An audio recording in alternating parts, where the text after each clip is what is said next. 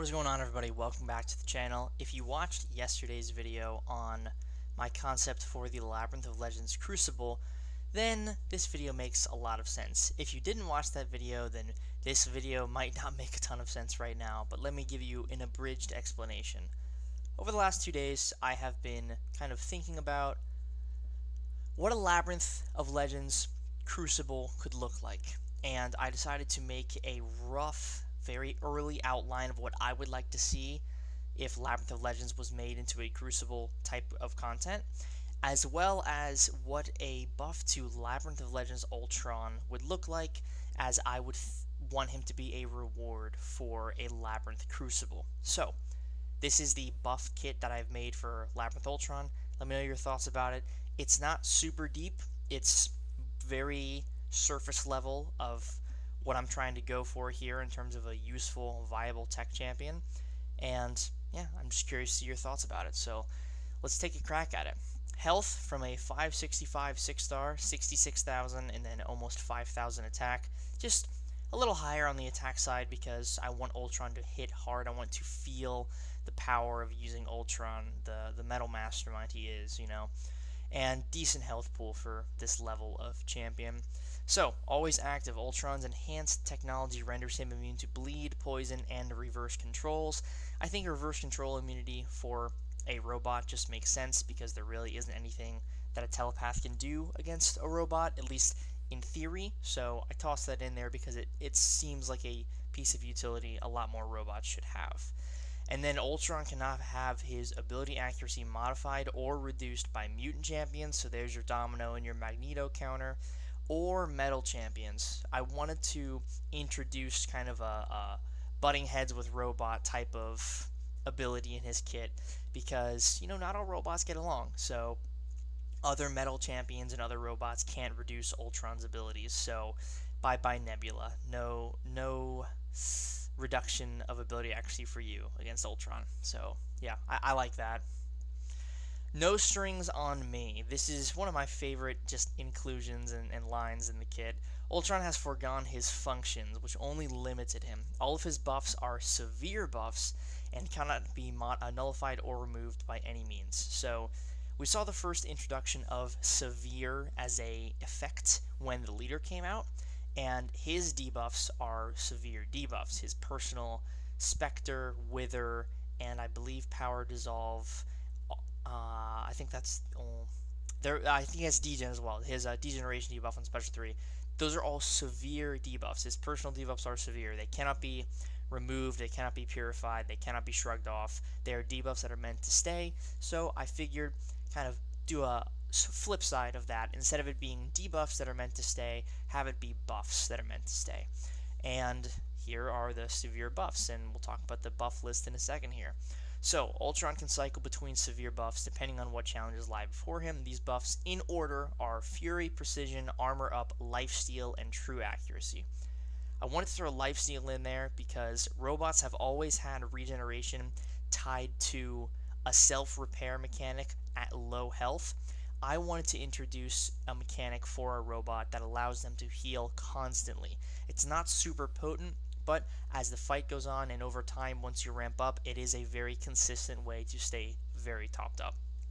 So, each buff is gained by performing a light intercept, and finishing a medium combo with a medium attack cycles the buff list. So, if you intercept with the opponent, you gain Fury, which is the first buff, and then if you want to cycle to Precision or Armor, you do a medium combo or a full 5 combo ending in medium, and you cycle to the next buff in the list.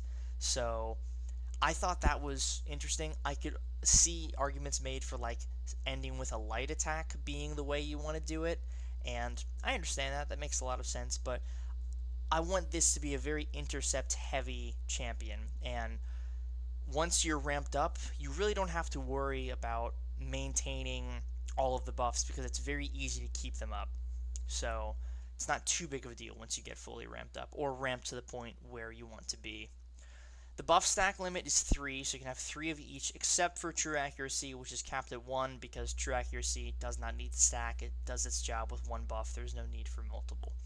So the buffs in terms of potency, The Fury buff is 65% of his base attack at 6-star rank 5, so that's just shy of 3200 attack for 25 seconds. A Precision, which is a 40% critical rating increase that will suffer from diminishing returns, obviously, but very solid chunk of critical rating there. Lifesteal, healing 10% of damage dealt to the opponent for 25 seconds, so that maxes out at 30%. Nothing insane, but with some Furies, with some Precisions, you can definitely keep yourself topped up with this. And if you ran Recoil, you really wouldn't have to worry about losing too much health because this Lifesteal would keep you topped up. Armor up just for the tankiness, fighting Havoc, stuff like that. You get the 35% attack, armor rating increase that also suffers from diminishing returns for 25 seconds. Then True Accuracy prevents evade and auto block for 25 seconds. Lots of utility right there. The Lifesteal, the armor, the True Accuracy gets around a lot of stuff. You can also take Caustic Temper with him because of the Fury. So lots of good stuff baked into the kit here. Let's talk about his evade. It's a little different than what it is currently. The infamous Labyrinth Ultron evade with no timer and no indication of when it's ready. Very fun time. Gonna change that a little bit. Whenever Ultron would be hit by a contact attack, he instead evades the attack. This has a 7-second cooldown and cannot trigger while blocking or performing a well-timed block. So this evade is technically weaker than the evade he has currently, but you have a lot more control over when you can use this evade, and you can utilize it on offense rather than just completely missing a parry because he evades and it throws your entire cycle off, even though nobody uses Labyrinth Ultron, just hypothetically speaking, you know?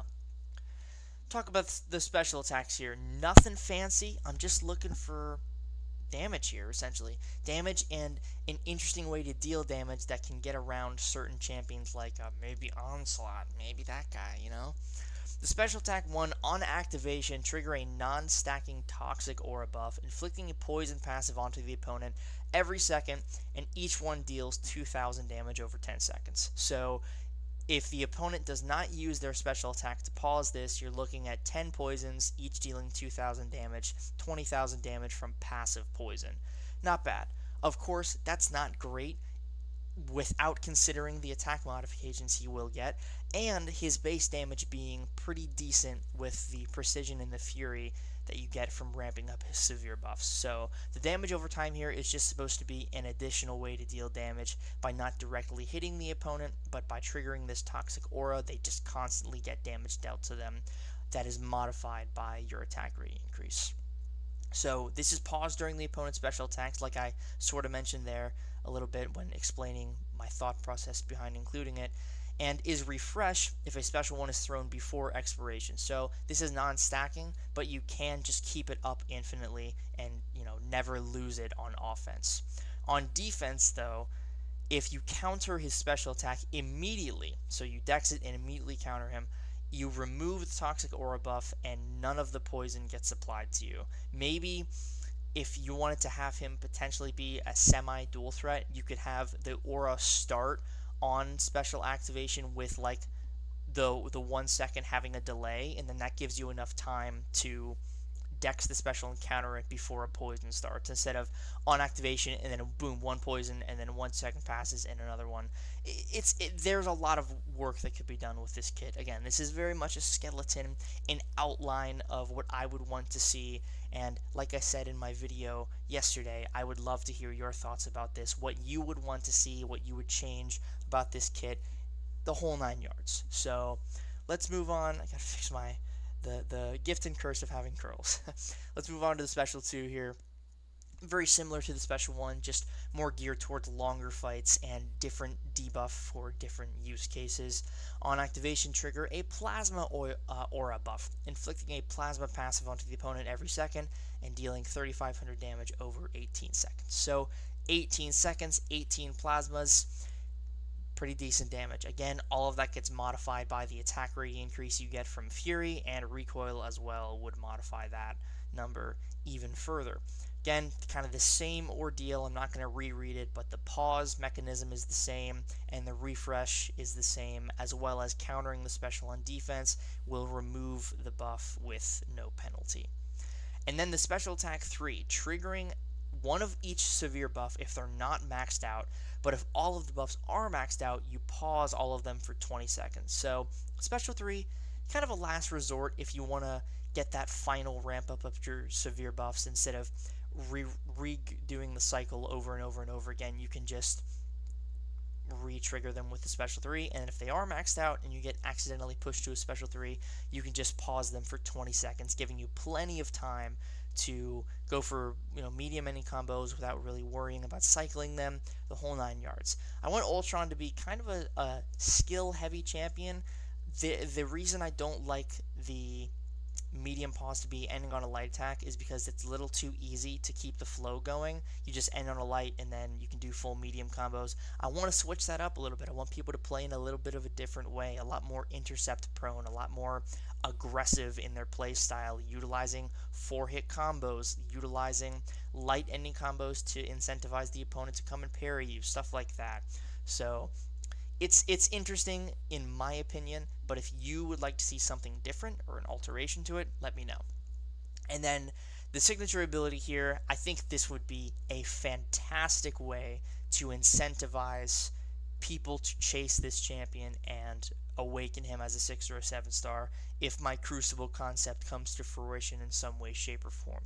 For every severe buff on Ultron, he reduces the duration of Neuroshock and Incinerate by 3 to 9% up to 90. So I'm not sure what I would want this to be at like Sig 20. I'm not sure what the scaling would look like, but at a decent Sig level with 9 severe buffs, 9 or 10 severe buffs, you reduce Neuroshock and Incinerate effect duration by 90%. And that's it. I mean, they essentially just expire immediately. Think of it as Mojo's anti-life field, but for debuffs instead of buffs. That's kind of what it's like. The more severe buffs you have, the less duration Neuroshock and Incinerate effects will have on you. And that makes him great for Onslaught. I'm kind of thinking of a semi-Onslaught target for this guy, because you can spam his special 1 for the poison, which Onslaught is not immune to, and if you have him awaken, Neuroshock duration gets reduced for every severe buff you have on him. Additionally, he has Lifesteal to heal the chip damage of blocked hits and those Neuroshocks that have a little bit of duration from your initial ramp up. So I like the idea of this kit, but of course I'm going to like it because I made it. So I'm curious to hear your thoughts about it. What do you think about this concept for Labyrinth Ultron? What will you change? What would you add? What would you take away? I'm very curious to know what you all think about this.